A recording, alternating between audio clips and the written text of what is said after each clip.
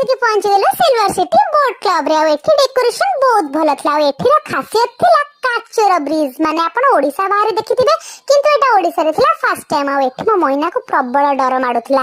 ଦେଖୁନାହାନ୍ତି କେମିତି ଛେରକୁରା ଭଳିଆ ହଉଛନ୍ତି, କିନ୍ତୁ ମତେ ଡର ଭୟ କିଛି ନାହିଁ। ମୁଁ ଏକେଲା ଏକେଲା ବିନ୍ଦାସ ବୁଲିଲି। ତାପରେ ଏଠି ଥିଲା ଗୋଟେ ଚିଲଡ୍ରେନ୍ସ ପାର୍କ। ଆଉ ଏଠି ମୋ ଡାଡା ମଇନା ମତେ ଢେର ସାରା ଖେଳେଇଲେ। ଆଉ ଏଇଟା ଫାର୍ଷ୍ଟ ଗେମ୍ ନଥିଲା, ଆହୁରି ବହୁତ ଗେମ୍ ଥିଲା। ଏଇଟା ମୋର ସେକେଣ୍ଡ ଗେମ୍ ଥିଲା।